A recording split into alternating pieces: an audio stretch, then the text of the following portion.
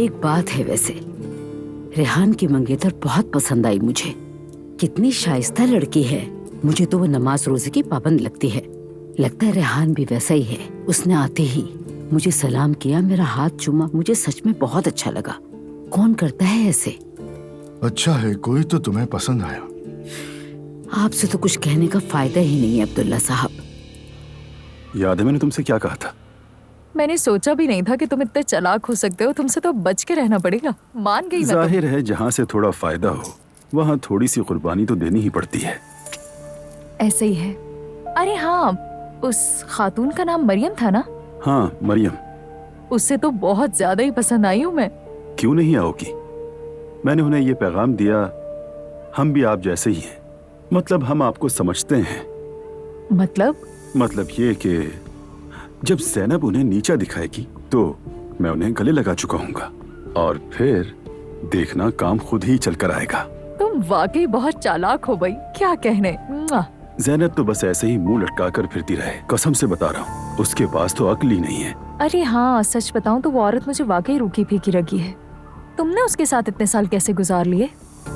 अरे जाने मन छोड़ो, वो सब पुरानी बातें हो गई हैं। मैंने तुम्हें ढूंढ लिया। क्या खूबसूरत जोड़ी है हमारी। हाँ ये तो है। अच्छा चलो अब मैं चलता हूँ। तुम कहाँ चल दिए सुबह सुबह? मैं जरा जाकर ज़ैनब से मिलूं, उसका अंदाजा भी तो लगाना है। चलो चलता हूँ मैं। उसे पहचानना इतना आसान भी नहीं है। जाहिल औरत। तुमने तो वाकई कोई कसर नहीं छोड़ी। मुझे तो यकीन नहीं आ रहा एलिफ तुम पर। बात को कितना बढ़ा देती हो यार। बात सुनो मेरी, कहीं तुम भी तो उनकी तरह नहीं सोचने लगी हो? तुम इस बात को क्यों नहीं समझ रही हो एलिफ? उनकी तरह मैं क्यों सोचूंगी? मुझे कोई फर्क नहीं पड़ता, लेकिन तुम्हारी सिर्फ उस बेवकूफी की वजह से उनके सारे के सारे मेहमान चले गए। और दुआ की सुसर को देख के लगा था कि उनको बस अभी हार्ट अटैक होने वाला है। देखा देखा, बिल्कुल देखा। क्या तुमने देखा? उससे भी तो मजा आया, मगर बीवी के डर से कुछ नहीं कर सका। एलिफ उफ। अच्छा ठीक है, आज मैं खास तौर पर जाकर बात करूंगी, फिक्र मत करो। अब कहाँ जा रही हो तुम? उसके दफ्तर। और कहाँ? उसके दफ्तर जाओगी? दिमाग खराब हो गया क्या तुम्हारा? क्या हो गया? क्या उससे मिलने के लिए खुसूसी इजाजत लेनी पड़ती है? अभी तुम्हारे दिमाग में अचानक उसके दफ्तर जाने का ख्याल कैसे आ गया? अचानक ख्याल नहीं आया, मैंने खुद कल उससे मिलने के लिए कहा था। अच्छा तो जरा एलिफ मुझे भी समझाओ, किस खुशी में मिलने के लिए जा रही हो तुम उससे? मेरी प्यारी आपा, देखो मैं कल उस आदमी के पास बात करने गई थी। आवाज, शोर और भीड़ की वजह से मैं अपना मसला ठीक से बयान नहीं कर सकी। आज जाकर उन्हें चॉकलेट दूंगी और तरीके से समझाऊंगी कि ये सब कुछ जानबूझकर नहीं हुआ था। और मजे की बात पता है क्या है? कि मैं अपने साथ उनकी पसंदीदा चॉकलेट लेकर जाऊंगी। अरे ये सब बहुत काम आएगा, तुम देख लेना। तुम्हारी मर्जी, जो चाहो करो, लेकिन फॉर गॉड सेक वहाँ जाके कोई बेवकूफी मत कर बैठना। तो क्या करूं, जाकर उसकी झूठी तारीफें करूं? मैं तो कहती हूँ इस लड़की का कोई मेल नहीं उन लोगों से। लेकिन मेरी बात समझता कौन है? हाँ सही कहा आपने, एग्रीड। देखा, मेरी बदौलत माँ बेटी की कितनी बन रही है। एक ही पॉइंट पर आ गए हैं दोनों। अब तो ना डरे मुझसे, रिलैक्स रहे आप लोग। बात सुनो मेरी, वहाँ जाके वक्त जाया मत करना। माफी मांगना और फौरन बाहर आ जाना, समझ गई? हाँ तो मैं कौन सा आपो की इतनी दीवानी हूँ वैसे? फॉर गॉड सेक एलिफ, मेरे सामने अल्फाज प्लीज मत बोलो। एनीवे अब मैं चलती हूँ, मुझे रेहान से भी मिलना है स्कूल जाने से पहले। किस लिए? मुझे नहीं पता, उससे कोई बात करनी है, जाऊंगी तो पता चलेगा। वैसे उसकी मंगेतर से भी बात करनी पड़ेगी। तुम्हें बहुत अजीब सी लग रही थी मुझे वो ड्रेस, देखा था उसका।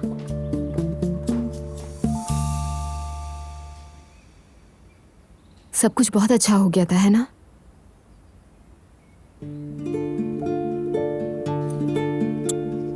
बहुत। और सबने बहुत एंजॉय भी किया। बिल्कुल। हम अगर वो डांसर्स ना आती तो ज्यादा अच्छा होता। मुझे भी खाला पर हैरत हो रही थी, डर लग रहा था तुम्हारे घर वाले कुछ ना कह दें। नहीं, वो लोग कुछ नहीं कहते, लेकिन गुस्सा आया था उन्हें। लेकिन मैं जानता हूँ अपने घर वालों को इस टॉपिक पे बात ही नहीं करेंगे वो लोग। ठीक है, फिर हम भी नाश्ते पर उनका जिक्र नहीं करेंगे, किसी को याद नहीं दिलाएंगे। बिल्कुल भी नहीं, गलती से भी नहीं, हरगिज़ नहीं। मेरे बाबा कैसे लगे तुम्हें? तुम्हारे बाबा मुझे समझदार लगे और उनकी तो मंगेतर भी बहुत प्यारी है। क्या शायद वो तुम्हें पसंद नहीं है ना? मतलब बात मेरी पसंद ना पसंद की नहीं है। मैं भी उनको पूरी तरह से जानती नहीं हूँ ना, मगर क्या? मगर क्या? बाबा के लिए मुनासिब नहीं समझती। और ऐसा क्यों? मुझे बस नहीं लगी। अगर तुम थोड़ा खुलकर बताओ तो मैं भी समझ जाऊं। अजलान देखो, मेरी अम्मी को देखो और फिर उन्हें देखो। पहले ही मेरे वालिद उम्र में छोटे हैं और ये बात अपनी जगह, मगर हाँ मगर बच्चे तो नहीं है ना? नहीं, ऐसी कोई बात नहीं है अजलान। हाँ ठीक है, तुम्हें तो लगा होगा कि मेरे वालिद हैं तो अजीब इंसान होंगे। दुआ, तुम अगर मुझसे खुल के बात करोगी तो मैं समझ पाऊंगा। अच्छा ठीक है, मुझे सब बहुत अजीब लगे थे, लेकिन तुम्हारी अम्मी के मामले में सब सही था, अब समझे तुम? यार नहीं समझ पा रहा हूँ। छोड़ो, कोई बात नहीं, शायद मैं ही नहीं समझा पा रही।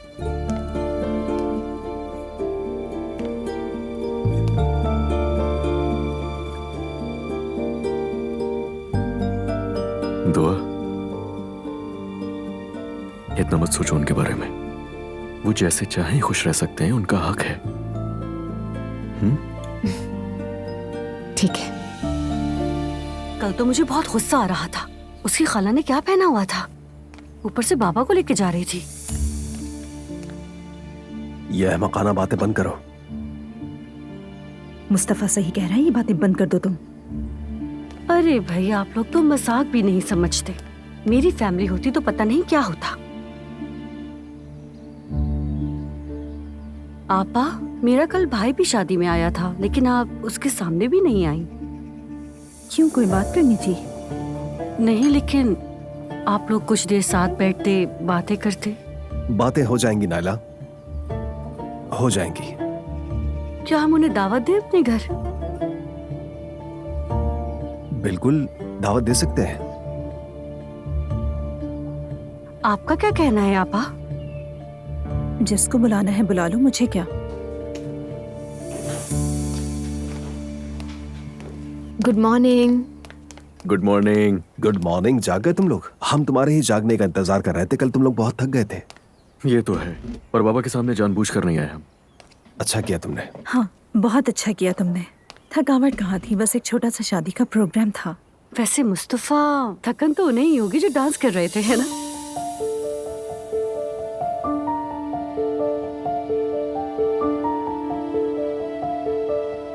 मैंने ऐसा क्या कह दिया?